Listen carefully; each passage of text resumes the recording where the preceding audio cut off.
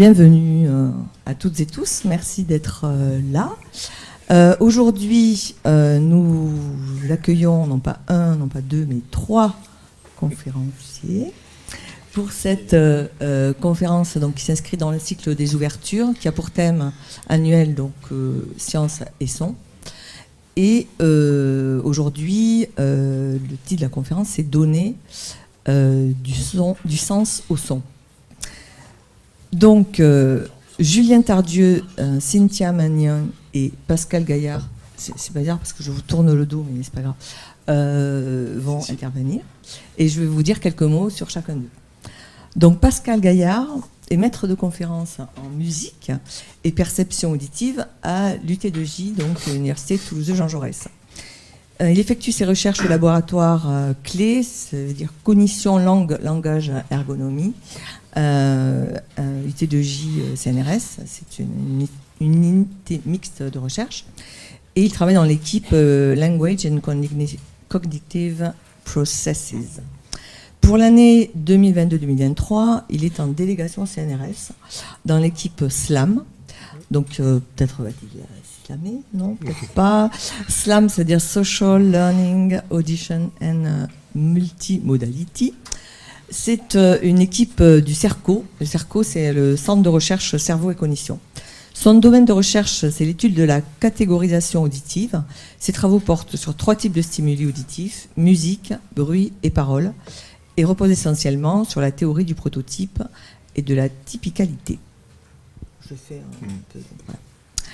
Cynthia Magnin et Julien Tardieu, ils sont tous les deux ingénieurs de recherche au CNRS et ils travaillent à la Maison des sciences de l'homme et de la société de Toulouse, qui est une unité d'appui et de recherche CNRS Université de Toulouse, une UAR. Donc Cynthia, après une thèse en sciences du langage, elle réalise de nombreux projets de recherche pendant son postdoctorat, aussi bien en collaboration avec des chercheurs de disciplines diverses qu'avec des entreprises. Elle développe alors des méthodes d'expérimentation innovantes pour répondre à des problématiques appliquées tant sur la sonorité du langage que son élaboration, sa formulation et sa compréhension. Actuellement, elle conduit des projets de recherche interdisciplinaires sur la perception sonore avec un regard triple de phonéticienne, psycholinguiste et sémanticienne. Julien Tardieu, 3e et dernier de notre trio du jour. Julien Tardieu a effectué sa thèse en psychoacoustique avec l'Institut de recherche de coordination acoustique, musique et la SNCF. Là, il faudra... C'est pour le... C'était pas une blague, non. Il faudra m'expliquer. C'était une thèse cifre. Pardon. C'était une thèse cifre. Pardon. Non, mais... Non. Donc, il fait sa thèse après des études d'ingénieur en acoustique à l'Université technologique de Compiègne. Son postdoc l'a amené jusqu'en Australie, au Marx Institute de l'Université de Western Sydney, puis dans l'équipe Perception et Design Sonore de l'IRCAM, au laboratoire Octogone de l'Université Toulouse de Jean Jaurès, et enfin à la Maison Sciences de l'Homme et de la Société de Toulouse. Merci. Actuellement, il mène des travaux de recherche ainsi que des expertises industrielles sur la perception des sons, et il est également responsable de la plateforme Cognition, Comportement, Usage, gérée par la toujours et l'unique MSHS. Pas mal. Je pense que vous allez largement nous parler de cette plateforme, d'ailleurs. Non, pas du tout. Si. Je vous laisse la parole. Ça vous va si je commence ou... Bah oui, très bien. Eh bien, merci pour l'introduction. Bonjour à tous, bonjour à toutes. Donc, on va essayer de vous parler de perception du son. Et juste pour introduire un petit peu le contexte dans lequel on se situe, dans lequel on travaille, on va vous parler juste quelques mots de cette plateforme d'expérimentation. C'est juste pour vous montrer comment est-ce qu'on travaille en fait. Donc là, j'ai mis des images et des noms de... Parle plus fort. Faut que je parle plus fort? Non, ça va? Non, ils n'entendent pas. Si, ça va? Non, ça va. Vous me dites s'il faut, vous me dites s'il faut que je parle plus fort ou pas. Oui. Oui, il faut que je parle. Apparemment, oui. Il faut que je parle plus fort. Ok. Il faut donner du sens au son. Il faut donner du volume au son. Ok. Donc on est situé sur le campus de l'Université Toulouse-Jean Jaurès, donc qui est un campus de sciences humaines. Donc l'environnement scientifique, hein, c'est sciences du langage, psychologie, sciences sociales, anthropologie, etc. Donc des sciences tournées vers l'humain. Et on est équipé d'une plateforme qui s'appelle CCU, Cognition, Comportement, Usage, et qui est un ensemble d'équipements scientifiques dédiés à la recherche expérimentale sur le comportement humain. C'est-à-dire que c'est une partie des sciences humaines qui se sert de l'expérimentation, qui se sert du laboratoire pour faire des manipulations sur le comportement humain en situation contrôlée de laboratoire. Donc là, on a plusieurs exemples qui sont montrés sur l'image. On a plusieurs équipements. On a un simulateur de conduite automobile, on a de l'équipement pour mesurer l'activité cérébrale, l'activité oculaire, on a un baby lab, on a des robots pour étudier l'interaction humain-robot. Et nous, ce qui nous intéresse, ce dont on se sert en particulier avec Pascal et Cynthia, c'est le plateau qui est en bas à gauche, qui s'appelle Petra. Petra pour plateau d'études techniques et de recherche en audition. Et donc, qui est une salle d'écoute, qui est une sorte de studio d'écoute et d'enregistrement, qui nous permet de faire des expérimentations en laboratoire sur la perception du son. Donc ça peut aller de la compréhension de la parole jusqu'à la perception de la qualité des salles de concert, mais on vous donnera d'autres exemples après. Donc nous, comme ça a été dit en introduction, donc on est une équipe de 3 personnes, mais on travaille avec d'autres chercheurs, d'autres chercheuses en fonction des projets, en fonction des problématiques qui se posent. On est amené à travailler avec d'autres personnes, mais on va dire que le noyau dur, entre guillemets, c'est nous. Donc on a cette salle qui nous permet de faire des expériences sur la perception du son. Donc vous voyez peut-être ce qui marque le plus visuellement, c'est ce dispositif multi-haut-parleur. Donc en fait, on travaille essentiellement en son immersif. En son immersif, c'est-à-dire on essaie de reproduire une situation d'écoute sonore qui soit le plus proche de ce qui se passe dans la vraie vie. C'est-à-dire dans la vraie vie, on est toujours entouré, immergé dans du son. Même ici, là, vous êtes immergé dans du son, en fait, parce qu'il y a toujours des petits échos, des petites réverbes qui viennent de partout. Donc, pour reproduire cette situation d'écoute réaliste et écologique, on peut dire, entre guillemets, on utilise un système de reproduction de son immersif. Donc voilà pour le côté environnement technique et voilà les outils techniques qu'on utilise pour travailler. Je peux te laisser. Pour la suite. Ouais. Alors, ce qu'on voulait vous exposer dans un premier temps, c'est comment on fait concrètement pour travailler sur la perception sonore. Et qu'est-ce que ça veut dire, la perception sonore? Parce que nous, on ne travaille pas sur le son proprement dit. Vous m'entendez? Oui. Ça va? Ok. Donc, ce qui est intéressant dans notre... ouais, on va s'envoyer des fleurs.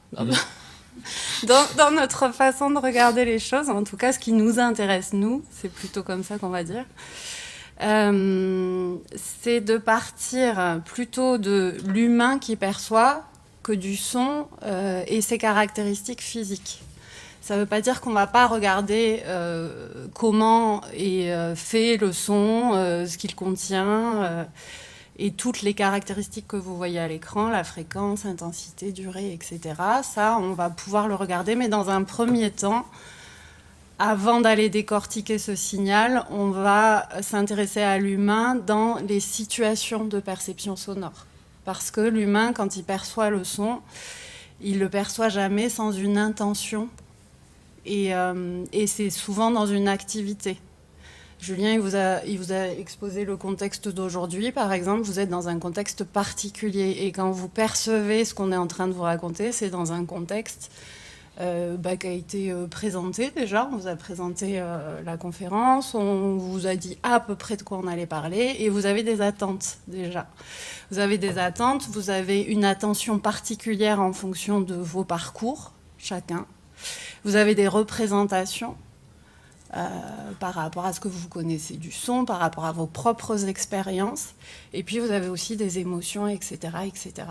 Et ça, c'est toute la dimension psychologique de l'humain que nous, on va regarder en amont et on va essayer de définir avant tout les situations de perception pour bien comprendre la visée de la perception et ce que l'humain va aller chercher dans le signal sonore. Donc là-dedans, ce qui est important de dire, c'est que c'est un phénomène, la perception sonore. C'est pas un objet, en fait. C'est un phénomène qui est un processus qui se déroule dans le temps et qui est dynamique, qui s'adapte en fonction de nos activités. Et donc, en fonction de ce que j'ai essayé de vous décrire rapidement, des représentations de l'individu, des représentations sociales dans lesquelles on a été élevé, de nos activités, je vous l'ai dit, des situations, des émotions, etc. Alors, comment on fait pour travailler sur la perception sonore quand on vient d'horizons différents? Julien vous a dit, il a présenté Pascal, qui est musicologue, Julien plutôt psychoacoustique, et moi sciences du langage. Donc c'était quand même pas une évidence qu'on travaille ensemble au départ. Et ce qui nous a réunis, c'est cette vision de ce qu'est la perception sonore que je viens de vous décrire, où on a chacun été voir à un moment donné de nos études dans le signal physique, mais une fois qu'on avait justement caractérisé les situations sonores qu'on observait en tant que chercheur. Et l'autre chose qui nous a réunis, c'est un socle commun de méthodes. On utilisait déjà des méthodes, chacun dans notre coin, dans nos disciplines différentes, des méthodes qui étaient les mêmes. Donc l'analyse acoustique du son, mais qui vient quand même bien après. Le dispositif expérimental écologique, c'est-à-dire écologique, on aurait pu même le mettre entre guillemets, parce que c'est un gros mot. C'est difficile en recherche de faire de l'écologie. En fait, quand on parle d'écologie, pour nous, c'est essayer de reproduire une situation sonore la plus proche de ce qui est perçu au quotidien par l'humain. Et c'est pour ça que je vous dis que c'est un gros mot. C'est pas évident, en fait, de faire ça en laboratoire. La catégorisation des sons, c'est un outil qu'on utilise beaucoup. Donc, tous les trois, on l'a utilisé dans nos thèses. Qui est en fait un outil qui permet d'observer comment l'humain organise les sons qu'on lui propose. C'est-à-dire que l'humain est dans un monde qui est varié en permanence. On est sollicité par des stimuli dans notre environnement, et pour pouvoir se sortir de cette diversité qui est assez vaste, on organise le monde dans lequel on est. Et ça marche pour tout ce qu'on rencontre dans nos situations quotidiennes, et aussi pour le son. Et donc, ce qui est intéressant avec cet outil, c'est qu'il est assez libre. On demande aux personnes qui l'utilisent en situation expérimentale d'écouter des sons et de les organiser en fonction de leurs propres critères. C'est eux qui vont nous expliquer en fait ce qu'ils entendent dans le son. Donc une fois qu'ils ont fait des catégories de sons qui se ressemblent, on leur demande d'expliquer quels sont les critères qui ont été retenus dans ces sons.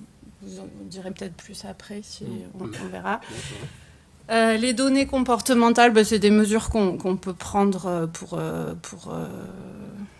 sur les temps de réaction, par exemple. On peut regarder combien de temps on met pour faire une tâche. Et ça, c'est assez intéressant d'aller prendre ce type de mesures, parce que on peut avoir des résultats qui sont les mêmes pour deux groupes donnés, mais quand les temps de réaction varient, on sait qu'il y a eu des modifications, effectivement. Alors, explicitation des savoirs implicites, entretien, questionnaire, là, c'est la partie justement sémantique. Analyse sémantique, on va demander aux gens, on va mettre en place des questionnaires pour faire parler les gens sur leur perception. Et ça, c'est pas du tout évident. Il faut faire attention aux questions qu'on pose pour pas guider, biaiser. Merci, Julien. Les réponses, en fait, tout simplement, que les personnes nous parlent réellement de leur perception et pas de nous, déjà, en tant qu'expérimentalistes, les amener sur nous, la représentation qu'on a de telle ou telle situation. Et ensuite, une fois que les personnes ont parlé avec des mots, eh bien, il faut analyser ces mots et c'est pas forcément trivial. Donc, il y a des outils en sémantique pour pouvoir le faire. Est-ce que je continue là-dessus? Oui. Alors, ouais. Ouais, tu peux, oui. Alors ça, c'était le socle commun à 3. Et puis, au fur et à mesure de nos recherches, on a été amené à faire appel à d'autres méthodes issues d'autres sciences et en travaillant en collaboration avec d'autres chercheurs de sciences humaines ou de sciences inhumaines. Et asocial. Et asocial. Je me perds, mais c'est une blague. Donc voilà, on a fait un petit résumé pour que vous ayez en fait le paysage. Mais là-dedans, ce qui est important, on a travaillé avec l'IRIT, qui est ici, et qui était assez humain quand même, finalement. Voilà, en tout cas, c'est un catalogue qui n'est pas exhaustif, parce que l'idée ici, c'est de montrer que ce qui nous intéresse quand on travaille, et on va en parler un peu plus ensuite, quand on travaille en interdisciplinarité, et c'est très important pour nous, c'est pas tant l'histoire de la discipline qui est intéressante, c'est plutôt d'aller croiser des regards sur ce qu'on regarde. Et puis, il n'y a pas une méthode, on part pas du principe qu'il y a une méthode qui vaut plus qu'une autre, en fait. C'est vraiment, on va essayer même de construire, d'élaborer, de co-construire des méthodes qui vont le mieux répondre à ce qu'on est en train de poser comme problématique de recherche. Peut-être voilà, juste un mot sur ce que vient de dire Cynthia. On pourrait aussi le dire autrement, en disant il s'agit de compétences, il ne s'agit pas forcément de discipline. C'est-à-dire que les disciplines, c'est quelque chose... Ah ben voilà. Les disciplines, c'est quelque chose de... Pardon. Non, vas-y. Les disciplines, c'est quelque chose d'assez institutionnel. Il y a des disciplines qui sont enseignées ici, à l'UPS. Il y a d'autres disciplines qui sont enseignées ailleurs, à UT1 ou à UT2. Ce sont des disciplines qui sont reconnues, qui sont labellisées, tamponnées, etc., qui ne sont pas forcément les mêmes dans le monde entier, d'ailleurs, au passage. Le découpage n'est pas forcément le même dans le monde entier, pas exactement en tout cas, mais chacune de ces disciplines permet d'acquérir des compétences. Et ce qui nous intéresse, ce n'est pas tant les disciplines des gens, ce sont leurs compétences. Alors, c'est ce qu'ils savent faire, et dans ce qu'ils savent faire, qu'est-ce qui est intéressant pour l'objet qu'on est en train de regarder et d'étudier. Souvent j'explique, alors, elle vient de parler des questionnaires. Souvent un questionnaire, ça peut paraître simple pour quelqu'un de dire bon, on va poser des questions, questionnaire, on répond tous à des questionnaires plus ou moins intéressants pour nous vendre quelque chose. Mais donc ça a l'air simple de faire un questionnaire et ça peut être à la portée de tout le monde. Mais avoir la compétence de fabriquer des questionnaires qui vont donner des résultats qui vont être analysables d'un point de vue sémantique et simplement l'analyse sémantique des réponses aux questionnaires, pour ceux qui se sont essayés et qui n'ont pas ces compétences-là, on se rend bien compte de la limite assez rapide si on n'a pas la compétence de fabriquer des questionnaires et de savoir analyser les réponses. Ce sont des choses qui peuvent paraître assez évidentes quand on parle de physique quantique, par exemple. Effectivement, on ne va pas parler de physique quantique si on n'a pas fait au moins un cours là-dessus, sinon plusieurs. Et ça paraît assez évident. Mais c'est la même chose pour les questionnaires, c'est la même chose pour des choses qui peuvent paraître assez évidentes parce qu'on parle une langue, parce que on trouve ça assez simple. Donc, ce qui nous intéresse, ce sont les compétences qu'on développe chacun dans nos disciplines et qu'on peut partager. C'est ce qu'on a fait tous les trois pendant un certain temps et ce qu'on fait avec nos collègues de différentes disciplines. Par exemple, tout à l'heure, il y avait par exemple l'intelligence artificielle. Très franchement, quand on avait fait ça, assez récemment d'ailleurs avec une thèse qui a été faite en collaboration avec l'IRIT ici, on n'était pas parti pour faire de l'intelligence artificielle. C'est pas comme ça qu'on l'a appelé. Mais c'est quand même ce qu'on a fait à l'arrivée. C'est-à-dire que les compétences nous ont permis de créer cette chose-là. Par exemple, le sujet, c'était sur les recommandations dans les comment s'appelle là, les trucs comme Deezer ou c'est quoi, c'est le streaming, voilà, de la musique en streaming, et comment faire une recommandation plus intelligente que celle qui était produite jusque-là.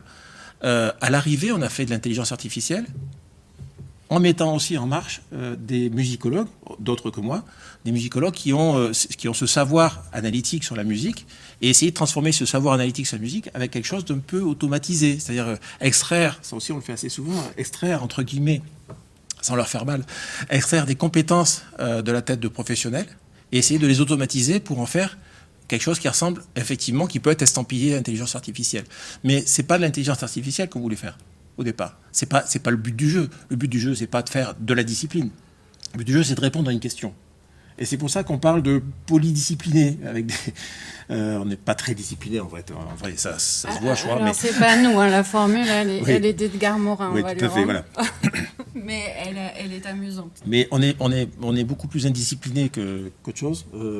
Et on se moque un petit peu en fait de ce partage-là, sauf quand il s'agit de nos progressions de carrière respectives, parce que là c'est un autre problème. Mais une fois qu'on est sorti de cet aspect progression de carrière, effectivement ça nous intéresse pas beaucoup les disciplines. Ce qui nous intéresse, c'est les compétences qu'on développe dans ces disciplines. Donc c'était un point quand même qui nous semble assez important pour nous.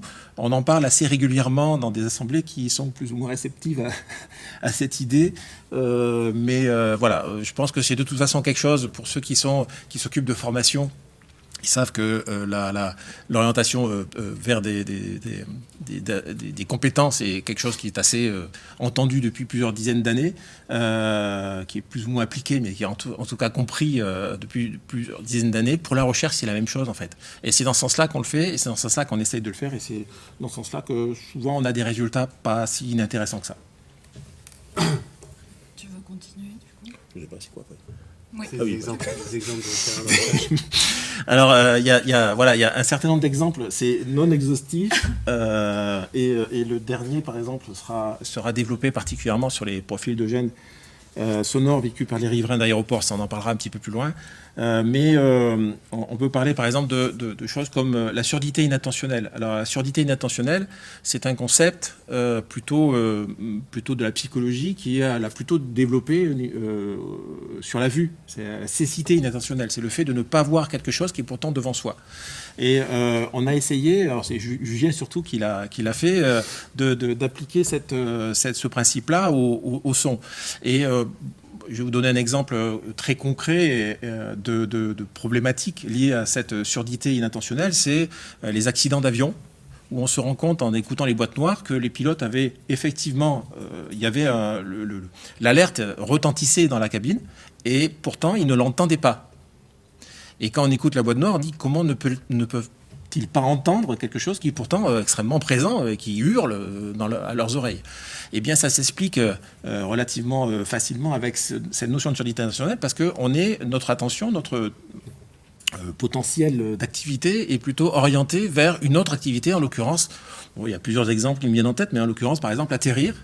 Parce qu'on est pressé d'atterrir et qu'on ne se rend pas compte, ça c'est un exemple concret, qu'on ne se rend pas compte que le train d'atterrissage n'est pas sorti. Et il y a une catastrophe, plusieurs dizaines de morts, on écoute les boîtes noires et on se rend compte que le pilote, c'est un cas concret qui s'est passé en Pologne il y a une dizaine, 10-15 ans je crois, quelque chose comme ça. C'est le gouvernement polonais qui était, enfin il y a peut-être certains qui s'en souviennent, et l'avion s'est écrasé. Ils sont tous morts, je crois. Il y a plusieurs cas comme ça. Et il y a plusieurs cas.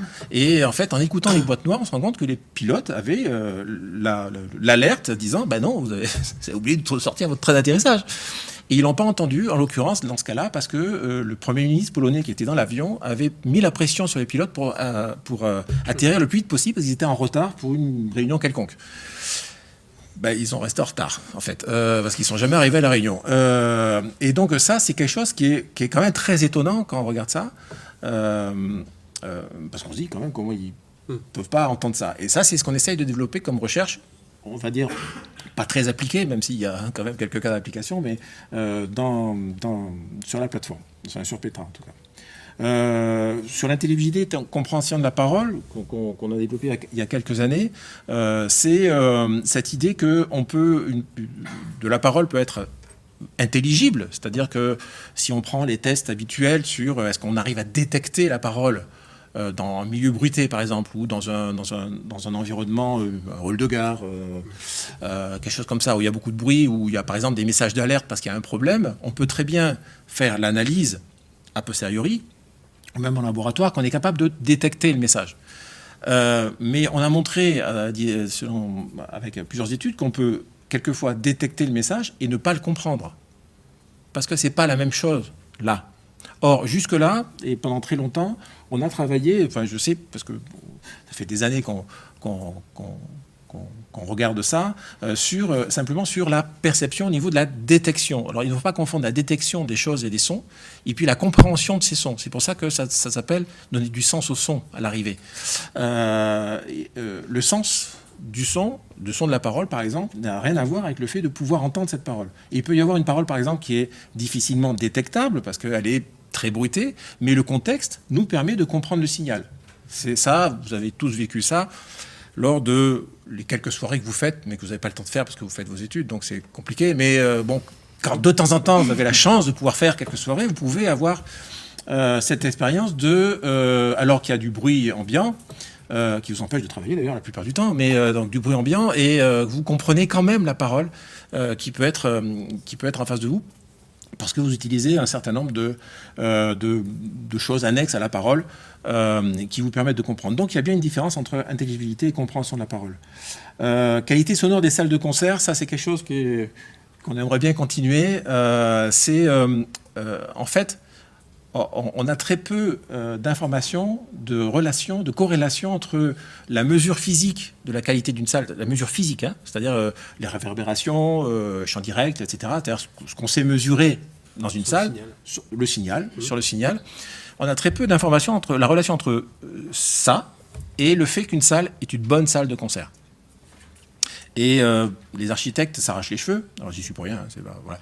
Les architectes s'arrachent les cheveux sur cette idée parce que en fait ils peuvent reproduire des mesures relativement identiques et avoir des salles qui sont très différentes en termes de qualité à l'arrivée. Sans compter que ça dépend de la musique qu'on y joue. Et alors nous on s'est amusé à faire quelque chose là-dessus. C'est-à-dire qu'on a enregistré des salles de concert avec un orchestre, l'orchestre de chambre de Toulouse, si je me souviens bien. On l'a enregistré en 3D. Donc c'était des salles un peu comme ça, des salles de concert. On a enregistré en 3D et en fait, on arrive à permettre de passer d'une salle à l'autre, tout en étant assis sur une chaise, dans la pièce que Julien vous a montré tout à l'heure. Et on arrive à passer d'une salle à l'autre et de pouvoir comparer vraiment les salles, sans avoir à sortir de la salle, à y aller le lendemain soir, etc. On ne se souvient plus. Là, on peut comparer vraiment perceptivement les salles.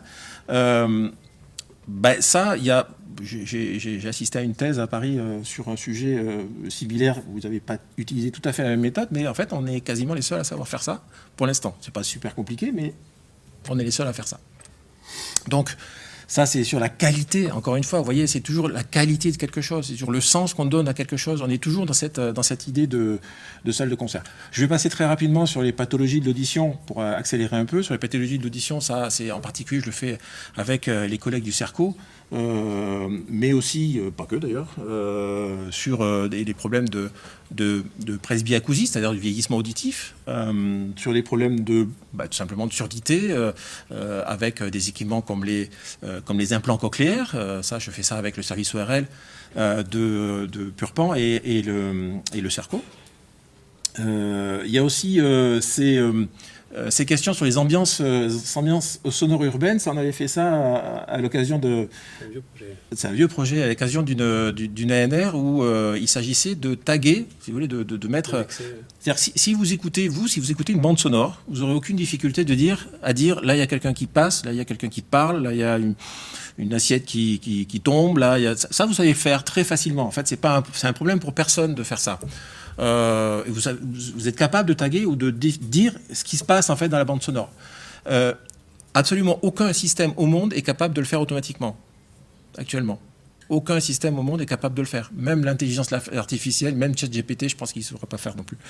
Ce genre de choses, c'est très compliqué parce que les sources sont très variées, que la variabilité du son pour la même source est très importante. C'est-à-dire que vous pouvez avoir... Vous l'avez sur la voix, par exemple. Vous avez des voix graves, des voix aiguës, des gens qui parlent vite, des gens qui parlent lentement, des gens qui chuchotent, des gens, etc. Vous avez une très grande variabilité de voix et savoir que c'est une voix, simplement, et ça vous pose aucun problème. Un système automatique, ça lui posera plein de problèmes. Alors, on avait trouvé une petite méthode intéressante pour essayer de corriger cet aspect-là. On l'avait fait avec une équipe de l'IRIT. Et ça avait donné des résultats intéressants qu'on a essayé de vendre à des industriels qui n'ont pas voulu parce que en fait c'était peut-être pas assez cher, je sais pas. Voilà. On va. Et encore une fois, on partait de la perception. On partait de la perception. Des représentations, c'est-à-dire qu'est-ce qui est représentatif pour les gens, pour une ambiance sonore donnée, plutôt que de partir du final et de tout analyser. Alors, je vais laisser mes collègues parler des paysages sonores montagnards, parce que ça, c'est quand même très intéressant. Oui, c'est un petit clin d'œil. Et ensuite de la synesthésie, parce que c'est aussi très intéressant. C'est un petit projet qu'on a mené avec des collègues géographes de l'UT2J, justement, sur la question de... les paysages montagnards sont principalement décrits en termes visuels, c'est-à-dire qu'on va vous dire, tiens, va à tel endroit parce que c'est beau, va à tel endroit parce que c'est joli, tout ça. Est-ce qu'on peut avoir une approche sonore, une autre approche sensorielle du paysage montagnard que l'approche visuelle? Donc on a fait des captations sonores sur site, on a fait des entretiens avec une personne aveugle qui nous a décrit ses perceptions, qui nous a décrit ses sensations sur les sites, pour essayer de voir si on pouvais approcher un petit peu une autre façon de décrire les paysages montagnards que via le visuel. Je peux te laisser parler de synesthésie. Oui, peut-être. même si on va être très rapide parce qu'il ne reste pas... Si on veut on va parler des avions. on va parler des avions. Donc la synesthésie son couleur, c'est en fait un processus de perception qui est que quand on perçoit, donc dans ce sens-là, les sons, on voit également, j'allais dire on entend des couleurs, on voit également des couleurs qui sont reliées à ces sons. Donc il y a un vrai système qui est structuré, qui fait que tel son va spontanément être perçu avec une autre couleur. C'est un processus automatique qui existe chez pas mal de... Enfin, qui existe plus souvent que ce qu'on le croit. Et là, l'idée, c'était d'étudier une patiente pour laquelle ce processus devenait invasif, en fait. C'est-à-dire que les couleurs prenaient une place incroyable et elles prennent toujours, elle vit toujours comme ça, cette personne. Et donc là, l'idée, c'était d'essayer d'expliquer le processus pour arriver à trouver à terme des solutions pour qu'elle puisse fonctionner au quotidien. Juste pour donner deux exemples de personnes qu'on connaît en général, c'est Olivier Messiaen, qui est un compositeur de musique qui voyait des couleurs quand il entendait des sons, et Kandinsky qui faisait le contraire. Lui, il entendait des sons quand il voyait des couleurs. Donc c'est des gens, mais ces cas-là ont été très peu analysés de façon très objective et très efficace et très rigoureuse. Voilà, ça a été le cas. C'est des travaux assez récents que Cynthia a pu mener avec une collègue et qui viennent d'être publiés ou qui vont pas tarder. Et là, c'était sur les sons de la parole, en fait. C'était vraiment mettre en évidence la structure qui était reliée au son de la parole. Qui fait qu'il y a une vraie structure de on perçoit des couleurs, la personne perçoit des couleurs quand elle entend de la parole, mais elle perçoit, et ça c'est d'autres travaux qui vont être publiés plus tard, elle perçoit également des couleurs quand elle entend des sons de la musique, des sons de l'environnement. Donc je vous laisse imaginer quand elle est en discussion à l'extérieur, ce que ça peut donner avec toute cette somme de stimuli qui l'envahissent en fait. Il y a une question peut-être. Mais on sait si les gens qui vivent ça, c'est plutôt des constructions psychologiques différentes ou si c'est des constructions au niveau du cerveau, chimiquement, tout ça, qui sont différentes. Et il fallait déjà montrer que c'était consistant. C'est-à-dire que à tel son correspond à telle couleur et que c'est consistant dans la durée et dans la façon de réagir. Donc c'est des études comportementales, on n'est pas dans l'analyse cérébrale. Mais ensuite, d'un individu à l'autre, je ne pense pas que ça soit partageable. Non, c'est des cas assez particuliers en règle générale. Et là, l'idée, ça a été la consistance, elle avait déjà été montrée. On a essayé de la montrer avec plus de variabilité, essayer d'éprouver le système, voir si avec de la variabilité, c'était toujours la même chose. C'est le cas. Donc ça a été montré. Et ensuite, il s'agit de comprendre pourquoi c'était invasif en fait. En tout cas, pourquoi à un moment donné, mais bon, on a des hypothèses, mais pourquoi à un moment donné ça a été de percevoir comme ça en fait, parce que c'est des stratégies.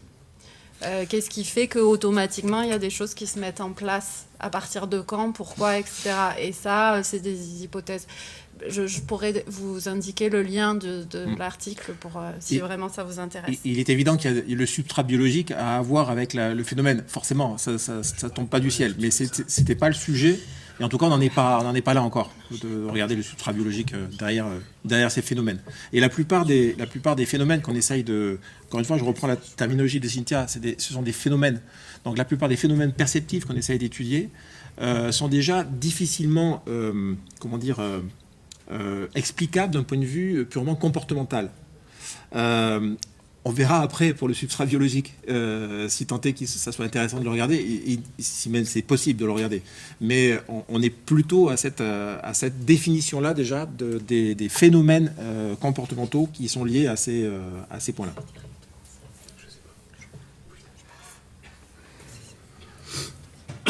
Alors on va parler un petit peu on va rentrer un peu plus dans le détail d'un ensemble de travaux qu'on a fait ces 3 dernières années sur le bruit des avions, parce que c'est un bon exemple, je pense, pour montrer un petit peu ce qu'on raconte depuis le début, c'est-à-dire sur le fait que la perception est guidée pas uniquement par le signal, mais par tout un tas d'autres paramètres qui ne sont pas explicables par le signal acoustique. Donc c'est ça qu'on dit depuis le début.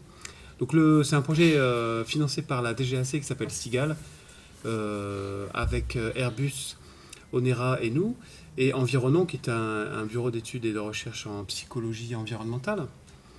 Donc la problématique du projet SIGAL, c'est la suivante, c'est qu'on se rend compte à travers les études de terrain, les enquêtes, qu'à exposition sonore égale, c'est-à-dire vous prenez 2 personnes exposées au même bruit aérien, en fait, il y a une variabilité du vécu sonore, il y a une variabilité de la réaction par rapport au bruit.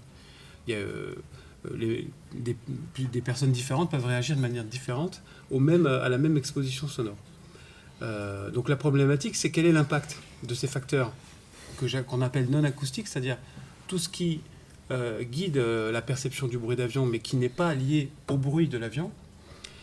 Quel est l'impact de tous ces facteurs sur la gêne sonore vécue par les riverains des aéroports? Donc comment est-ce qu'on s'y est pris pour faire ça? On a commencé par lancer une grande enquête auprès de 1250 riverains des aéroports de Toulouse-Blagnac et Roissy-Charles de Gaulle pour collecter un ensemble de variables non acoustiques en lien avec la perception du bruit d'avion. Donc ces variables non acoustiques sont, c'est pas nous qui les avons inventées, c'est des facteurs non acoustiques issus de la littérature qu'on a sélectionnés. On a pris ceux qu'on a jugés les plus pertinents et ayant un impact important sur le bruit des avions. Et ce qui nous intéressait de voir, c'était, quand on a tous ces facteurs, qu'on les met dans un questionnaire, comment est-ce qu'on peut décrire une population donnée, donc là les riverains de Toulouse-Blagnac et les riverains de Roissy-Charles de Gaulle, comment est-ce qu'on peut les décrire à l'aide de ces facteurs non acoustiques. Donc cette enquête auprès des 1250 riverains nous a permis de définir qu'est-ce que c'est que la gêne, qu'est-ce que c'est que la gêne sonore. Alors pourquoi est-ce qu'on s'est posé cette question-là? On s'est rendu compte aussi que la plupart du temps, en fait, on demande aux gens est-ce que vous êtes gêné, et donner une réponse de 1 à 10. D'accord? Donc on a une estimation quantitative de la gêne. Donc on sait que les gens sont gênés à 7,5. Par contre, on ne sait pas du tout à quoi renvoie cette notion de gêne. D'accord? On ne pose jamais la question de qualitativement, c'est quoi être gêné pour vous? Et ça, ça nous paraissait quand même problématique. Il fallait aller creuser cette question-là. Et c'était aussi la demande de la DGAC. Oui, voilà, c'est ce que je voulais... C'est la demande de la DGAC, c'est-à-dire qu'eux-mêmes ne comprenaient pas tout ça, ce que vient de dire Julien, et que donc ils disaient, nous, il faut quand même essayer de comprendre, parce que les avions n'ont jamais fait aussi peu de bruit, et ils gênent toujours autant. Donc il y a un truc, quoi. C'était même dans le consortium, là, que je vous remets, en fait, ça faisait assez longtemps que l'Onera, Airbus, Environon et d'autres chercheurs issus de différentes disciplines essayaient de travailler ensemble sur cette notion de gêne. Et en fait, il y avait d'un côté les psychologues, psychosociales aussi, et les acousticiens, qui n'arrivaient pas à discuter ensemble parce qu'en fait, ils n'avaient pas la même conception de la gêne, déjà, dès le départ. D'où l'intérêt aussi de se questionner sur le sens de ce qu'on observe, en fait. Quand on dit on va travailler sur la gêne, très bien, mais est-ce qu'on parle tous de la même chose ? Et on a pris beaucoup de temps. Sigal, en fait, dans Sigal, le C, c'est conciliation. Voilà, on avait besoin, on a tenu à ça parce qu'il y a un moment, la solution, ça a été de nous mettre dans la boucle parce qu'on a proposé de définir ce qu'était la gêne et pas à partir de nous, nos connaissances et de nos représentations en tant que chercheurs, mais à partir de ce que vivaient les gens. Et il a été question là de dire, en fait, on va... donc je reviens là, on va proposer à l'issue du projet, on aura une définition des notions de gêne et de gêne sonore, mais pas qu'on aura été voir dans le dictionnaire ou que nous aurons dans nos formations, etc., mais en fonction de ce que c'est comme perception, parce que la gêne est une perception sonore, en fait, désagréable, mais c'est une perception. Et donc, de quoi il s'agit ? Peut-être aussi, ça a bien fonctionné aussi parce que l'acoustique, en tant qu'analyse acoustique, fait partie de nos compétences. Et donc, on a eu moins de problèmes pour discuter avec l'ONERA ou avec Airbus et les acousticiens d'Airbus parce qu'on se comprenait au moins sur ce sujet-là et on se faisait un peu confiance. Et donc, et conscience aussi d'ailleurs, mais on se faisait un petit peu confiance. Et donc, ça a été puisqu'on parlait tout à l'heure de compétences, c'est important d'avoir des compétences partagées qu'on puisse te faire confiance sur les activités. Alors, je vais peut-être passer un peu plus rapidement sur l'analyse. Donc, une analyse à la fois qualitative-quantitative, parce que le questionnaire avait à la fois des variables qualitatives, où on demandait aux gens de décrire, on demandait aux gens de proposer des verbalisations libres, et on avait aussi des données quantitatives avec des échelles, d'accord ? Sur l'analyse de ces 1250 réponses, donc on a fait une analyse factorielle et une classification hiérarchique pour essayer de trouver, sur la base de toutes ces variables qualitatives, quantitatives, est-ce qu'on peut définir des groupes d'individus, des groupes de riverains qui ont des perceptions communes de la gêne, qui ont des vécus communs de la gêne aéroportuaire. D'accord ? Donc ça nous a donné comme résultat... alors, il y a beaucoup d'infos là, mais je vais les décrire. On va commencer par la gauche. En fait, ça nous a donné 6 profils d'individus, 6 profils de riverains qu'on a pu décrire à l'aide de toutes ces variables non acoustiques dont je parlais au début. Donc, ça peut être la représentation du trafic aérien, ça peut être les attitudes par rapport à l'aéroport, par rapport à l'aviation, ça peut être la sémantique de la gêne, comme disait Cynthia. Qu'est-ce que la gêne, à quoi la gêne renvoie, etc. Donc, il y a plusieurs éléments qui constituent ces profils. Donc les 6 profils sont organisés de la manière suivante. En fait, on a une émotion centrale en fait, qui est décrite par le petit personnage qui est dessiné. Donc on a des émotions positives, des émotions négatives. Donc on a un profil colère, on a un profil tristesse, on a un profil lassitude, on a un profil joie, on a un profil satisfait, on a un profil pas gêné. Donc vous voyez, il y a une variabilité hein, sur les 1250 personnes. On a des gens qui sont pas gênés, on a des gens qui sont en colère, on a des gens qui sont plutôt joyeux, on a des trucs qui tombent, on a des gens qui sont plutôt... en gros, on a 3 profils négatifs, lassitude, colère et tristesse, et on a 3 profils plutôt positifs, dans les grandes lignes. Après, ce qu'on voit sur la droite, c'est la carte d'identité de chaque profil. Donc en haut, il y a l'émotion, il y a son étiquette émotionnelle, on va dire, globale. Et ensuite, on a sa carte d'identité psychologique, par rapport à toutes ces variables non acoustiques qu'on a abordées dans le questionnaire. Donc il y a sa vision du trafic aérien, il y a son ressenti par rapport à l'aéroport et au bruit d'avion, sa qualité de vie, sa façon de réagir aux problèmes. D'accord ? Donc tout ça, ce sont les éléments qui structurent les profils et qui fait qu'on a des groupes d'individus différents qui se distinguent, d'accord ? Qui sont tous différents les uns des autres et qui ont tous une vision du trafic aérien différente, qui ont tous une émotion par rapport au bruit d'avion qui est différente, etc. Donc voilà, c'est ces 6 profils de riverains qu'on a identifiés au pourtour des aéroports de Roissy-Charles de Gaulle et Toulouse-Blagnac. Les étapes qui ont suivi, donc ça c'était l'enquête, donc c'était une enquête en ligne qui s'est passée en 2020. Une fois qu'on a établi ces profils, ce qu'on a souhaité savoir, c'était est-ce qu'on peut évaluer ces profils maintenant? Une fois qu'on a cette typologie de 6 profils de gènes, comment est-ce qu'on fait pour évaluer la pertinence et la robustesse de ces profils? Donc on l'a fait de 2 manières. On l'a fait sur le terrain avec des focus group, donc 120 participants, pour évaluer la cohérence interne des profils et la différenciation interprofil. Et on l'a aussi fait en laboratoire, donc dans la pièce que je vous ai montrée en tout début de présentation, avec 360 participants. Donc une expérience psychoacoustique, c'est-à-dire un test d'écoute sur l'interaction entre les profils et des facteurs acoustiques classiques, on va dire, c'est-à-dire, en l'occurrence, l'intensité du bruit et la fréquence du bruit. Donc, pour dire les choses plus précisément, ce qui est fait habituellement, c'est qu'on va mesurer l'impact d'un facteur acoustique, on va dire quel va être l'impact de la fréquence de passage sur la gêne, par exemple. Donc ça, c'est ce qui est fait assez classiquement, c'est pour ça qu'on les a utilisés, ces paramètres-là, ou quel est l'impact de l'intensité du bruit sur la gêne. Donc on se doute de manière assez intuitive que plus le bruit est fort, plus il est fréquent, plus la gêne va augmenter. Donc ça, on le sait déjà, si vous voulez.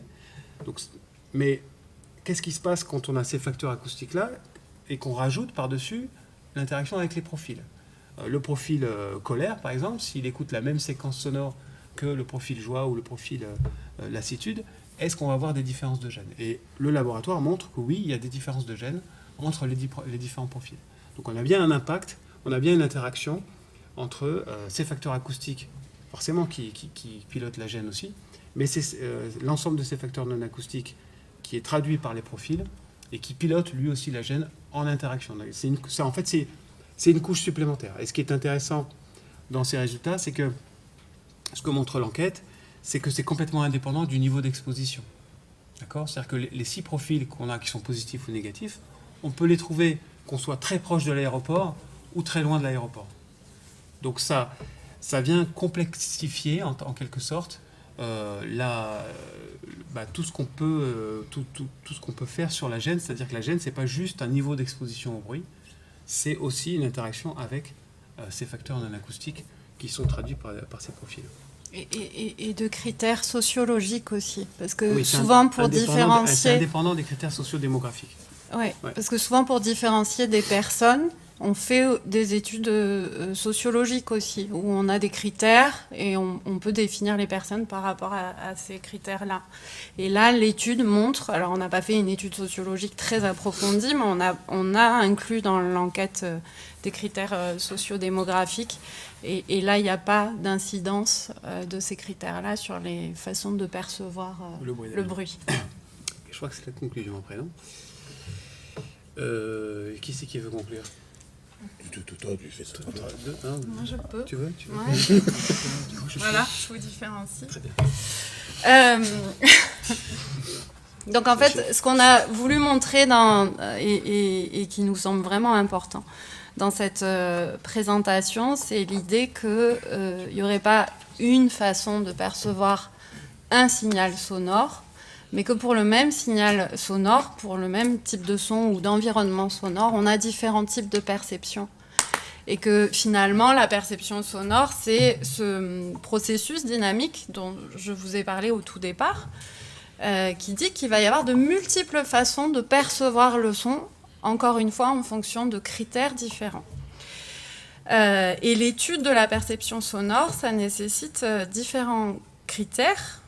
Le premier, ce serait de bien définir les situations, bien les comprendre la réalité du terrain qu'on est en train d'observer et qu'on veut analyser. Et pour ça, il y a différentes disciplines. Vous avez bien compris que ce n'est pas un terme qui nous ravit, mais en tout cas, on peut dire qu'on peut aller voir et aller chercher différentes compétences, différentes méthodes pour bien décrire, pour se donner la possibilité de bien décrire ce terrain avant même d'aller regarder dans le signal. Ça nécessite également d'accepter la complexité de cette réalité, c'est-à-dire ne pas essayer de simplifier en permanence les situations d'environnement sonore, pour bien comprendre comment l'humain, qui est complexe en fait,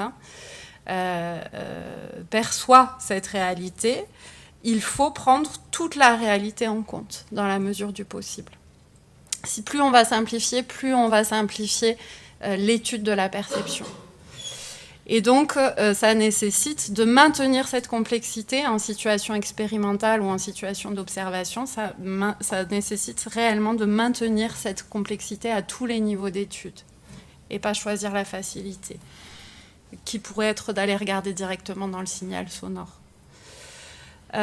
Et donc, enfin, pour nous, ça nécessite de combiner plusieurs approches. C'est pour ça qu'on insiste sur cette idée de polydisciplinarité et d'indisciplinarité, et d'être créatif parce que nous, ce qui nous amuse aujourd'hui, ça va être de créer la méthode avec plusieurs compétences, de co-créer de nouvelles méthodes pour répondre au mieux à ce qu'on aura observé sur le terrain, à la problématique qui va se dégager de cette réalité terrain.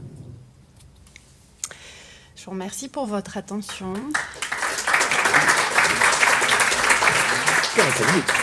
Et nous sommes disponibles pour vos questions. Merci. Merci à tous les trois. Avez-vous des questions? Si oui, je vous passe le micro.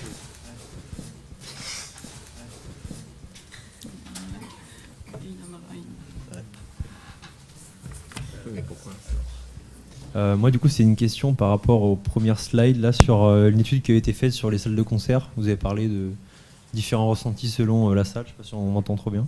Oui. Du coup, ce que je me posais comme question, c'était est-ce qu'on n'a pas encore réussi à trouver les différences parce qu'on n'a pas les outils qui quantifient assez bien le son, donc des choses plus profondes que des fréquences ou des durées, ou est-ce qu'on en est du coup sur des éléments de réponse qui pourraient faire que les salles, on va dire, un caractère sonore différent si on va dire elles ont les mêmes caractéristiques sonores au départ. Ouais.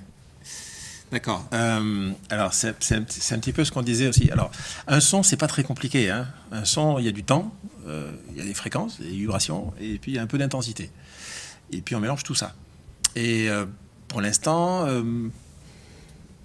des analyses, on fait surtout des spectres, ou des séries spectres, des sonogrammes. On a même essayé de faire des ondelettes à une époque, j'avais essayé de faire ça, mais ça ne nous apportait pas beaucoup de réponses. Enfin, en gros, on est un peu arrivé au bout quand même de ce qu'on peut faire, de ce qu'on peut analyser dans un son. Hein, on ne va pas inventer des trucs très... On peut les mettre en rapport les uns par rapport aux autres, bien sûr. On peut toujours faire du quantitatif, bien sûr. Mais on est un peu arrivé au bout de la question. Une salle, la caractéristique d'une salle, c'est essentiellement de mesurer les réverbérations du signal sur les parois. Alors, ça peut se modéliser aussi. On a un copain là, dans un bureau d'études là, qui a bien modélisé ça et qui l'utilise quotidiennement hein, pour simuler et prédire les réverbérations des matériaux. Donc on donne les caractéristiques des matériaux, on les met dans un simulateur 3D et puis on dit voilà, le son il va se réverbérer de cette manière-là, etc. Et c'est ça qu'on mesure en fait, c'est essentiellement la réverbération qu'on mesure dans une salle. C'est comme ça il va faire les analyses avec un revolver. Donc il va créer une impulsion et puis il va mesurer les temps de réverbération. Voilà. Et puis c'est à peu près tout. Parce que, en fait, on ne sait pas faire grand-chose d'autre que ça. Et du coup, vous avez des résultats de personnes sur lesquelles vous avez mis du coup le même son dans votre salle spéciale, c'est ça, et qui en des moments... je suppose qu'on ne le prévient pas, ça change de salle.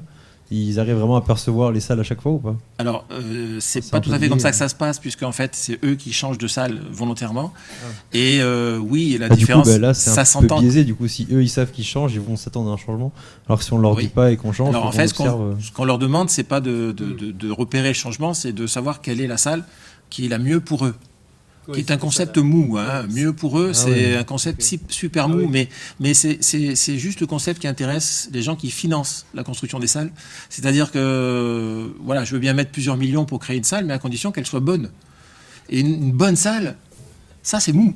Ça se mesure pas sur une échelle de 1 à 10, quoi. C'est mou parce que ça va dépendre de ce qu'on y joue, de combien ils sont pour jouer, de est-ce que c'est amplifié ou pas déjà, etc. Donc il y a plein de paramètres comme ça extrêmement vaporeux dans l'air et qu'on va être obligé de... En fait, c'est notre boulot, c'est ce que disait Cynthia tout à l'heure sur la complexité. C'est-à-dire que quand je disais qu'on mesure la réverbération d'un signal, d'une impulsion, la musique, c'est pas une impulsion. C'est vachement plus compliqué que ça. C'est une suite d'impulsions, etc. Si on fait, par exemple, si vous prenez vous amusez de faire un bout d'analyse du signal d'un orchestre. Vous faites un sonogramme d'un orchestre. Autant c'est très facile, même si c'est un quatuor à cordes, autant c'est relativement facile à l'oreille de définir les différents instruments, autant sur le sonogramme, vous ne verrez jamais les différences. Pour repérer le violon du violoncelle et de l'alto, violon de l'alto, violoncelle encore c'est plus grave, on va peut-être y arriver, mais les deux violons ensemble et puis avec l'alto, ça va être super compliqué. Sur le sonogramme, vous n'allez pas y arriver. Vous allez arriver ponctuellement, mais vous n'arrivez pas à suivre les lignes sur le tout. Pourtant, l'oreille, elle fait ça très bien. Voilà. Mais ça, c'est une bonne différence. C'est une bonne différence qu'il y a entre l'analyse du signal, qui n'est pas inutile, mais qui donne qu'une partie de la réponse. Et donc, il faut trouver le reste de la réponse. Il y a aussi cette histoire de représentation et de connaissance qu'on a de la musique, par exemple. Comment je me représente qu'une pièce classique doit sonner ? Et accessoirement, quand vous avez des musiciens, je ne sais pas s'il y a des musiciens dans la salle, mais quand on joue dans une salle, on arrive dans une salle, la première chose que le musicien fait, c'est comme l'acousticien, hein, il tape des mains comme ça et puis il dit comment ça sonne ici. Et il va utiliser, surtout si c'est de la musique sans amplification, il va utiliser en fait la salle. C'est-à-dire qu'il ne va pas jouer de la même manière dans une salle sèche que dans une salle réverbérante. Dans une salle sèche, il va accélérer les tempi, il va rallonger les sons. Dans une salle réverbérante, il va diminuer les tempi et raccourcir les sons. Donc, en plus, il y a celui qui produit le son qui ne fait pas la même chose en fonction de la salle. Donc, non seulement celui qui écoute, il ne fait pas la même chose, mais celui qui produit non plus. Donc, ça fait beaucoup de paramètres comme ça. Et... Ouais. J'ai l'impression que ça dépend beaucoup plus en fait de la façon quand même dont le quatuor va jouer ou l'artiste va jouer que de la salle en elle-même. C'est pas plus. Tout est mélangé. C'est-à-dire qu'on peut pas dire c'est juste ça et puis on enlève le reste et tout va bien. Non, tout est mélangé. C'est ce que disait Julien à propos de les sons, évidemment, dans la gêne. Les sons qui sont produits par les avions jouent un rôle dans la gêne. S'il n'y a pas de son, il n'y a pas de problème.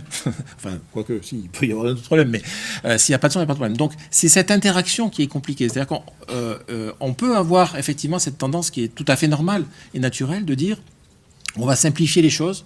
Alors, juste pour vous donner une réponse plus concrète sur cette histoire de qualité de son, donc j'ai été invité dans un jury de thèse à Paris 6 où ils avaient fait à peu près la même manip que nous. Seulement, nous, on avait fait jouer le même orchestre dans plusieurs salles. Donc l'orchestre s'adaptait à la salle, ce qui est le cas normal. Ce qu'ils avaient fait dans la thèse, c'est qu'ils avaient enregistré un orchestre, enfin c'était pas tout à fait un orchestre, c'était un petit ensemble dans une salle anéchoïque, et ils reproduisaient ce qu'avaient joué les musiciens dans cette salle anéchoïque, avec des haut-parleurs dans chacune des salles qu'ils voulaient tester. Et ouais, ça marche plus. L'histoire ne marche plus parce que cette adaptation du musicien à la salle, qui fait que la salle va être meilleure parce que le musicien peut s'adapter, elle n'existe plus. Et donc, en voulant faire plus scientifique, entre guillemets, c'est-à-dire en limitant le nombre de facteurs et de paramètres mobiles, en fait, il ne répondait pas à la question. Alors c'était super, la thèse était super, hein, il a eu une très bonne thèse, il n'y a pas de problème, mais il n'a pas répondu à la question de la qualité de la salle. Voilà. Et nous, modestement, on essaie de répondre aux questions qu'on nous pose sur les trucs comme ça. On pourrait vous donner plein d'exemples sur la qualité des archers de violon, où je leur ai dit qu'en fait, on s'en fout en fait, de la qualité de l'archer, c'est juste le confort du musicien qui change entre un archer et un autre. C'est pas la qualité du son. Parce que le musicien, il va produire un son avec n'importe quoi. Si c'est un bon musicien, il va y arriver. Seulement, il va y arriver avec plus ou moins de facilité. Là aussi, c'est pareil.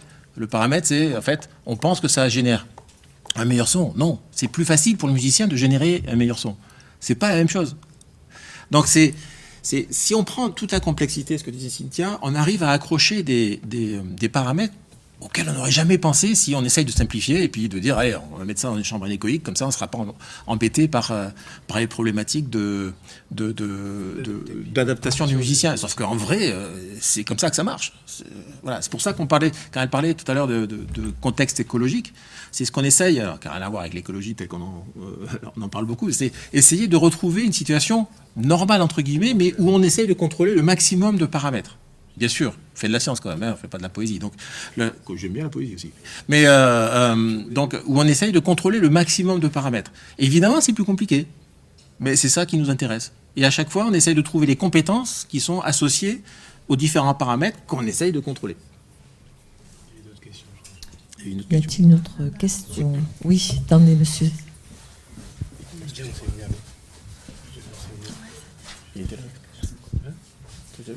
Oui, j'avais une question sur le synesthésie, son et couleur. Enfin, est-ce que, si j'ai bien compris, c'est une pathologie ou c'est...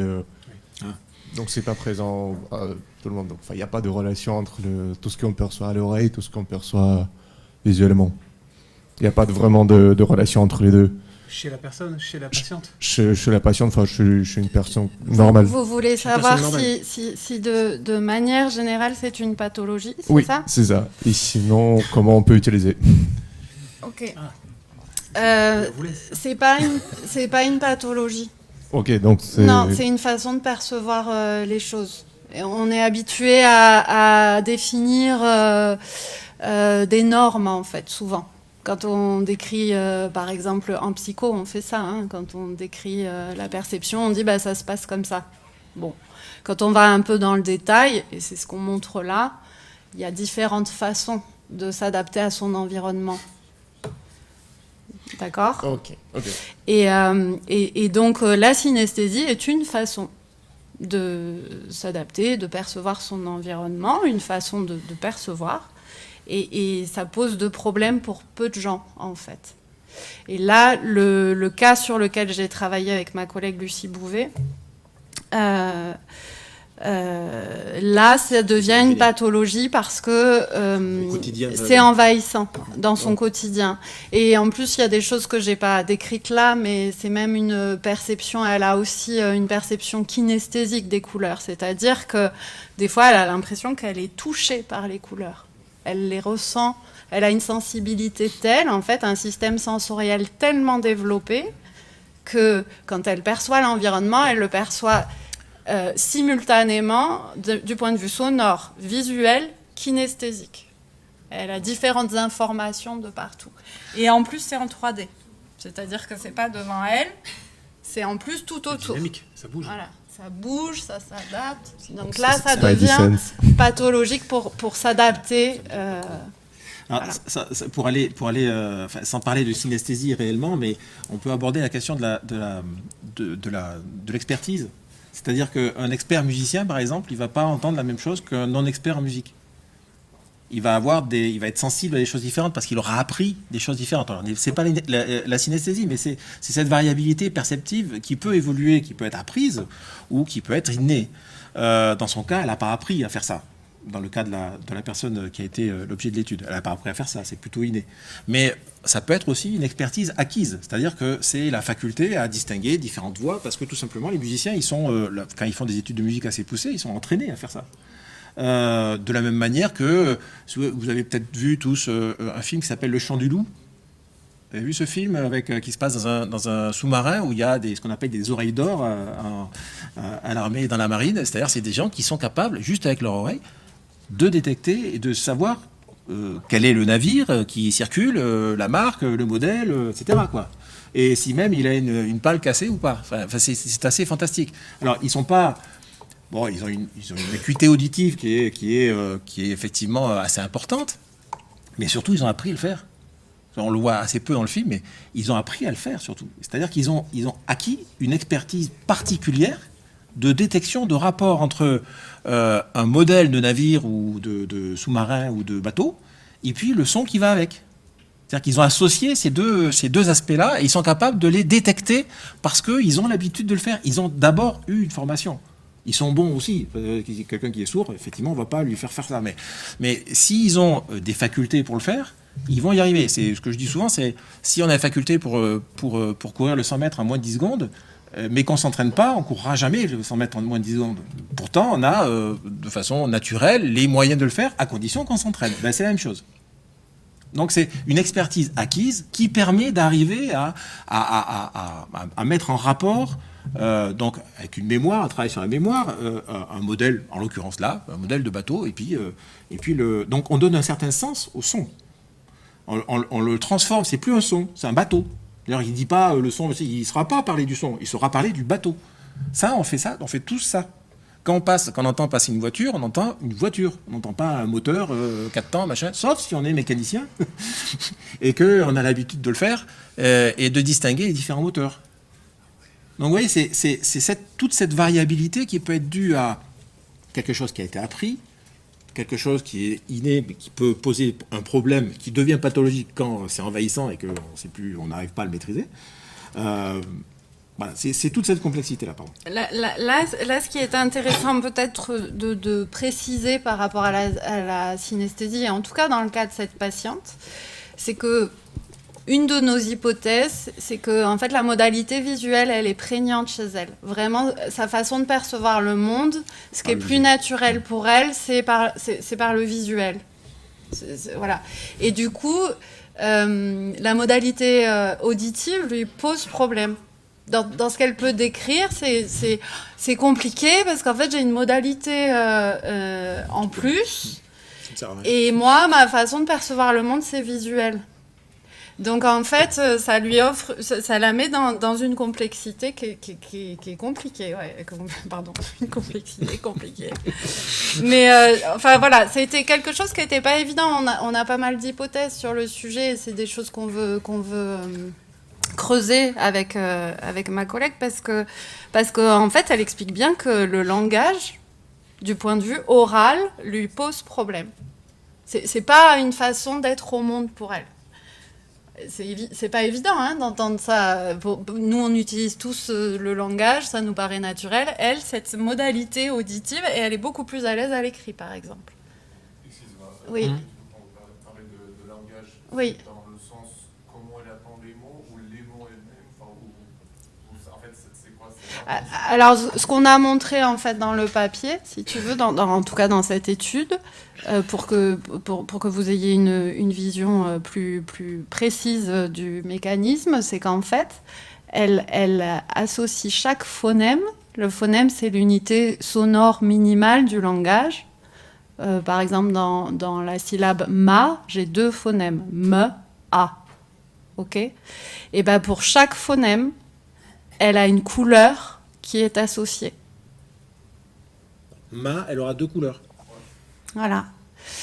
Donc ça offre ça lui donne une complexité du langage sonore. C'est très compliqué parce qu'en fait, les modèles actuels de perception de la parole décrivent que on serait plus sur des modèles exemplaires, c'est-à-dire qu'on perçoit des mots, des groupes de mots ensemble, qu'on les associe à des expériences, etc. Ça, c'est les modèles des années 80 décrivaient un peu comme à l'écrit. On perçoit le langage en percevant un phonème l'un après l'autre. Aujourd'hui, on montre que c'est trop complexe, en fait, de percevoir le langage comme ça. C'est pas tout à fait comme ça que ça se passe. Le cerveau est beaucoup plus adaptable que ça et est capable de gérer des unités beaucoup plus larges que le phonème. Et cette patiente nous montre que, elle, non. Elle décrit vraiment les mots comme à l'écrit, phonème après phonème, comme une lettre après l'autre, en fait. Donc, du point de vue visuel. C'est très étonnant. Et donc, ça devient compliqué pour elle, en fait. Il y a des cas, par exemple, des musiciens qui ont ce qu'on appelle l'oreille absolue, c'est-à-dire qu'ils entendent des noms de notes à la place des notes. Alors c'est de la mémoire, c'est surtout de la mémoire, c'est comme les bateaux tout à l'heure, c'est-à-dire qu'on associe une fréquence à un nom de note, parce que c'est complètement arbitraire, évidemment. Une hauteur de note n'a jamais été, dans l'absolu, et naturellement associée à un nom, évidemment. Bon, donc c'est complètement appris, bien entendu. Mais le problème, c'est ceux qui ont ça, et ils entendent des noms de notes. Alors pour apprécier la musique, après, ça devient vite compliqué quand même. Pour ceux qui sont un peu... Ça peut être envahissant pour certains. Il y en a qui arrivent à le débloquer, ça, à le switcher, mais il y en a d'autres, j'en ai connu certains, c'était quand même compliqué la vie, parce que ils n'arrivaient plus à apprécier la musique, ils entendaient des suites de notes. Vous voyez ? C'est un peu comme, c'est comme les gens qui sont un peu obsessionnels dans l'orthographe et puis qui n'arrivent pas à lire le contenu du texte, qui voient que les fautes d'orthographe dans le texte. Vous voyez ? Ça serait bien que ça soit plus partagé d'ailleurs, mais c'est un détail. Mais voilà, ça peut devenir effectivement pathologique si c'est totalement envahissant et qu'on n'arrive pas à le contrôler. Y a-t-il une dernière question ? Oui. Est-ce qu'on est moins dérangé par les sons qu'on produit nous-mêmes ? Ah, c'est une excellente question. En général, globalement, on est plutôt... Oui, ça dépend. Voilà, c'est ça le problème. On travaille ensemble. C'est un peu notre problème. On a tenu quand même quasiment 1 heure. Donc, en général, on est moins gêné. Si vous voulez, si c'est vous qui passez la tondeuse, vous êtes moins gêné par la tondeuse. Ça va être le cas là bientôt. Là, ça va commencer à se multiplier ça, que par la tondeuse du voisin. Parce que pendant qu'il passe sa tondeuse, vous faites autre chose. C'est pas votre monde, c'est le monde du voisin. Ouais. Et voilà, le but du jeu, c'est de se mettre tous d'accord pour passer la tondeuse dans le même quartier et en même temps. Et là, il n'y aurait pas de problème. Mais c'est pas le cas. Donc oui, effectivement, on est en général moins gêné par les sons qui nous concernent. C'est-à-dire qui ont du sens pour nous. C'est aussi le cas dans les avions. Je travaille à Airbus, j'entends même pas un avion qui passe. J'entends un 380, un 320, un 340, etc. C'est-à-dire qu'on donne un sens différent au son parce qu'on est concerné par ce son. Oui, puis quand on décide de passer la tondeuse, on s'y est préparé à ce son-là, Oui. en fait. Que le voisin à côté qui avait décidé de travailler sur quelque chose qui lui demande beaucoup d'attention, etc., ou de faire la sieste, il n'était pas préparé. Ouais. C'est aussi pour ça qu'on préfère quand nos voisins nous préviennent quand il va y avoir la fête, parce qu'on a le temps. Voilà, c'est tout ça, en fait. L'humain n'est pas une boîte noire qui arrive, qui se met là, et le son arrive à l'intérieur, et puis en fait, on va tous percevoir les choses de la même manière physiologiquement. Parce qu'il y a le côté physiologique où effectivement ça rentre par l'oreille, et puis après il y a vraiment la somme de qui on est en fait, de ce qu'on a vécu, de nos représentations, de nos attentes, de comment on s'inscrit dans le monde et comment on interagit avec lui. Et ça, c'est très individuel en fait. Il y a des choses qui sont partagées du point de vue social parce qu'on nous a éduqués d'une certaine manière dans une culture donnée, donc il y a des choses partagées, mais il y a des choses vraiment individuelles qui nous concernent chacun dans notre propre histoire. Bonjour. Est-ce que c'est pas une question d'habituation aussi parce que par exemple, si le voisin il fait ça pendant 1 heure, on va moins le percevoir. Et dans votre étude, quant au bruit des avions, vous avez pris des participants qui vivaient autour des aéroports. Merci. Est-ce qu'il n'y a pas ça qui joue aussi dans l'applicabilité de ce que vous avez pu trouver sur la population générale? Parce qu'ils s'y habituent peut-être aussi, ils perçoivent peut-être d'une autre manière le bruit des avions, vu qu'ils habitent juste à côté.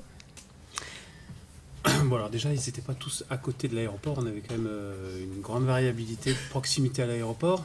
Et alors, ici, ils étaient autour des aéroports, mais pas tous... Ils n'étaient pas tous très proches. Il y avait de très proches à moins proches, on va dire. Ce paramètre d'habituation... oui, c'est sûr que c'est quelque chose ça vient en plus, hein, c'est certainement. Alors, on l'a pas pris en compte, hein, nous, dans notre étude. C'est pas. Alors, c'est quelque chose qu'on peut voir en laboratoire, par exemple. On a fait des études sur la perception de la fréquence de passage, et on avait des situations où plus d'avions gênaient moins d'avions. Dans des cas vraiment très particuliers. Là, je parle de situations de laboratoire, donc allez pas dire des trucs que j'ai pas dit après. Parce que... Mais en effet, il peut y avoir cet effet de lassitude, d'habituation, mais ça, c'est des choses qu'on peut observer en laboratoire. C'est des choses qui sont assez connues, en effet, encore une fois, sur les paramètres acoustiques. Parce que finalement, quand il y a en 15 minutes, il n'y a que 3 avions, il va y avoir un effet de surprise qu'il n'y aura pas si j'en ai 10 ou 15. D'accord ? Ce que vous appelez l'habitude, en fait, c'est un effet attentionnel. C'est-à-dire que si je sais qu'il va se passer quelque chose et que ça se passe, dans le cerveau, il ne se passe rien. C'est-à-dire que tout est normal, tout va bien. Hein, c'est l'histoire de la pendule qui s'arrête. Tant qu'elle marche, personne ne l'entend, et quand elle s'arrête, tout le monde se dit tiens, elle s'est arrêtée. Voilà, c'est la même chose. C'est un effet attentionnel. Et ça, ces effets attentionnels, ils sont aussi variés qu'il y a d'individus, et ils ont une composante, j'allais dire presque géographique. C'est-à-dire, c'est très difficile de tester ça en laboratoire parce que c'est un laboratoire.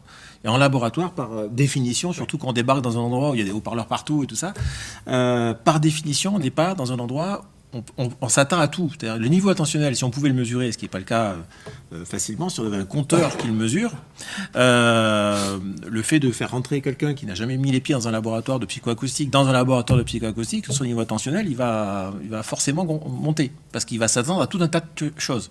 Ce qui n'est pas la même chose que s'il est chez lui en train de boire l'apéro.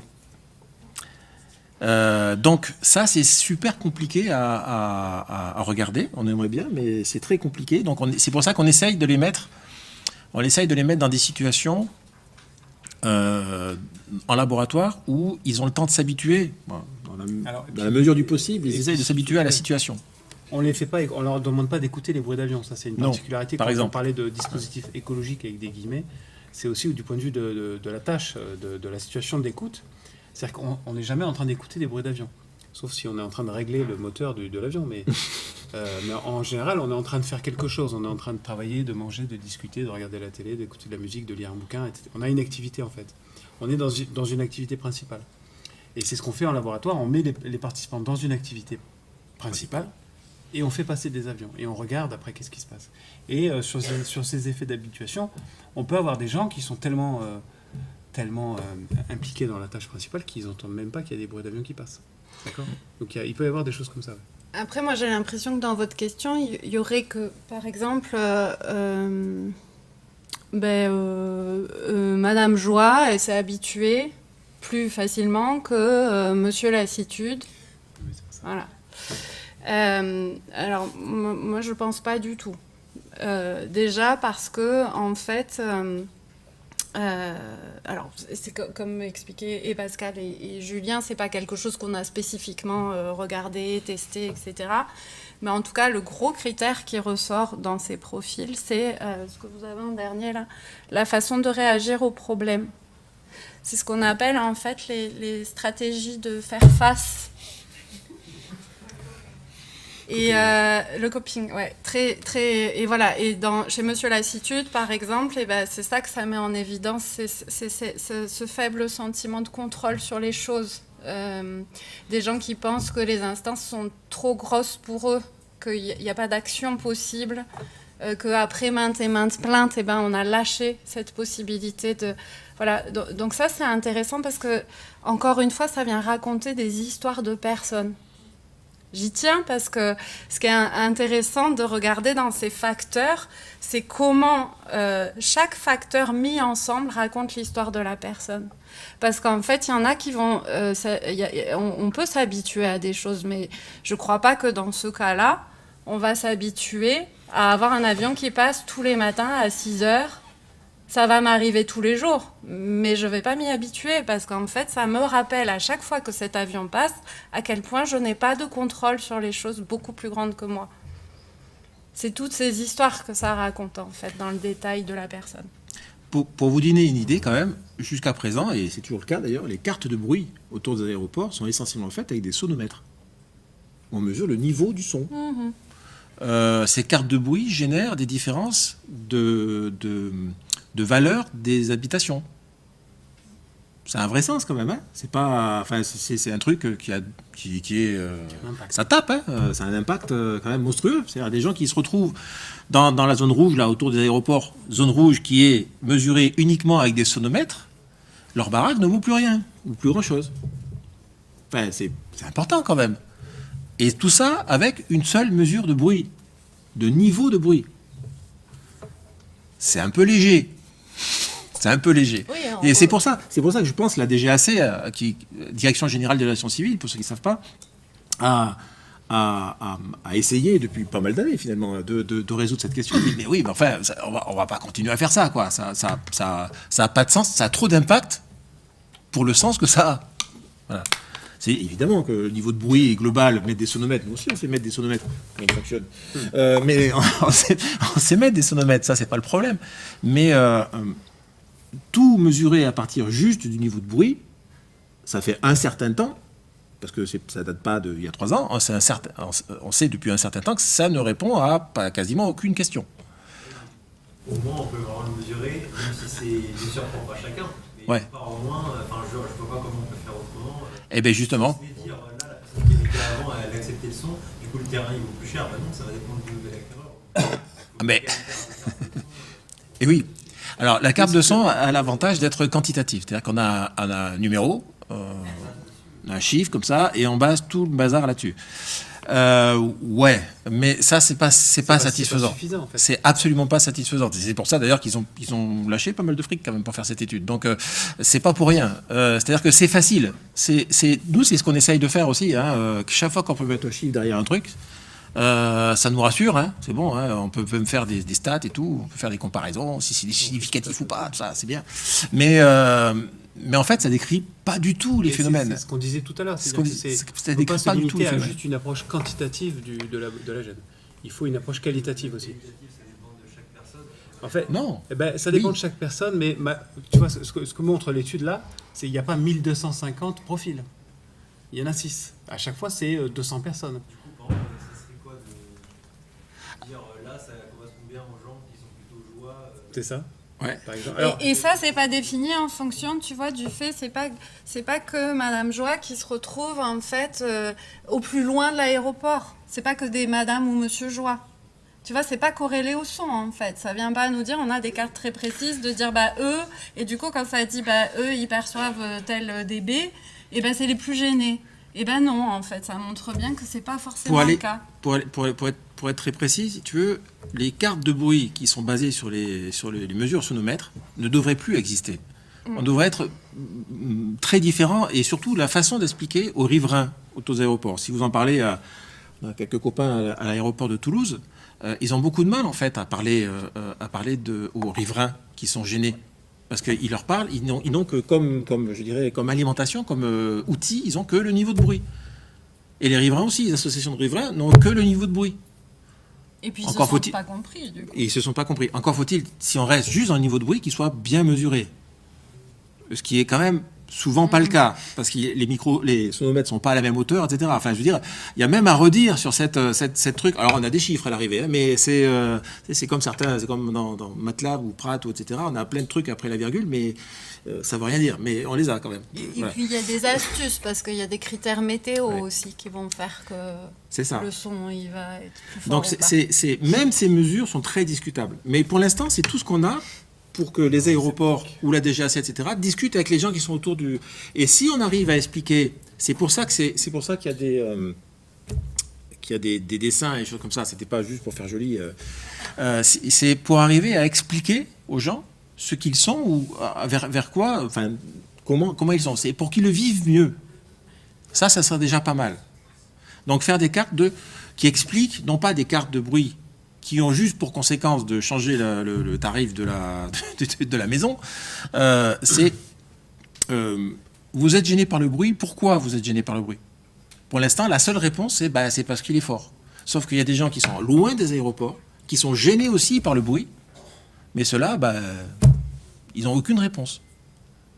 Parce que le niveau de bruit est bas, il est en dessous des... Je pense, j'en parlais je sais plus qui, il y a quelques jours, si ça dépasse pas, on travaille sur aussi en ce moment, on commence à travailler sur la qualité de vie au travail pour les soignants. Et hier, j'étais à la salle qui reçoit les appels au SAMU 31, donc à Purpan. Ils disent qu'ils sont gênés par le bruit. Si on mesure le bruit dans la salle, il est très en dessous du niveau de bruit qui est répertorié par la médecine du travail. Ils sont très en dessous. Pourtant, ils sont tous gênés par le bruit. Et le truc est très en dessous. Donc, et on fait quoi? Voilà, ils ne comprennent pas pourquoi. Et donc, on est obligé de leur expliquer, vous parlez tout le temps, vous devez parler entre vous, vous devez vous comprendre, il y a des situations d'urgence, des situations de stress. Et ça génère du bruit, entre guillemets, mais qui n'est pas du bruit. C'est la perception que l'on a d'une voix qui peut être agressive, etc. Et ça ne se mesure pas. Ça ne se mesure pas de façon quantitative. Et pourtant, ils sont vraiment gênés. C'est une vraie gêne et une vraie souffrance au travail. Et même, on subodorait un impact physiologique sur la perception, puisqu'ils ont aussi des problèmes après, dans les analyses avec les ORL, de compréhension de la parole dans le bruit, qui normalement éduque à un problème physiologique. Donc, comment on fait dans des situations extrêmes de ce type-là, qui en général restent, on s'en occupe pas, quoi, en fait. En gros, parce que comme on sait pas faire, quand on sait pas faire, on s'en occupe pas. C'est comme les boîtes de nuit où vous allez jamais, où il y a des niveaux de bruit maximum. Hein, Ça n'existe plus. ça n'existe plus d'ailleurs. Où il y a des niveaux de bruit maximum, et si on est 5 dB en dessous du niveau de bruit, tout va bien. Tout va bien pour être au moins aussi sourd que s'il est 5 dB au-dessus du niveau de bruit. C'est-à-dire qu'à l'arrivée, de toute façon, vous avez des problèmes auditifs. Voilà. C'est pour ça qu'on n'est pas contre le quantitatif. On en fait très souvent et on sait faire aussi remplir des tableaux, faire des analyses. On fait ça à peu près toute la journée. Mais le quantitatif répond à qu'une partie, et une partie souvent congrue. Alors quelquefois ça marche et souvent ça marche pas. En particulier quand il y a des humains dans la boucle. Voilà. Il y a des gens qui perçoivent. D'où l'idée de dire, c'est tout un travail de conclure comme ça. D'où l'idée de dire qu'on va donner du sens au son. Et d'ailleurs, c'est exactement pour ça que les industriels viennent nous voir. Bah oui. Les entreprises viennent nous voir exactement pour cette raison-là. Ils savent très bien mesurer, c'est des acousticiens qui viennent nous voir. Ouais. Mais ils en sont à la limite de comment ça se fait que ma mesure ne dit pas ce qui est perçu par l'humain. Pourquoi c'est pas corrélé avec ce que nous dit l'humain. On a commencé à travailler avec Airbus. J'avais compris, pour ça. pardon. Ah ouais, c'est dommage, tu m'as foiré le truc là. C'est comme ça qu'on a commencé à travailler avec Airbus en fait, parce que Airbus ils ont des ingénieurs qui sont excellents quoi sur l'analyse acoustique, zéro problème. C'est juste qu'ils ne savaient pas quoi en faire en fait de cette analyse acoustique. Ouais. C'est pour ça qu'il est important de donner du sens au son. Ah, c'est désolé. Non, mais c'est dit. Merci. Merci beaucoup. Je pense qu'on peut applaudir nos 3 intervenants du jour. Merci. Donc, la dernière conférence de ce cycle aura lieu le 11 mai. C'est la conférence du mois de mai. Et ce sera sur les sons de Mars. La planète, vous l'aurez compris. Et la veille, donc le mercredi 10 mai, nous projetterons Ad Astra de James Gray. Bonne journée, au revoir. Je ne sais pas si je vais répondre.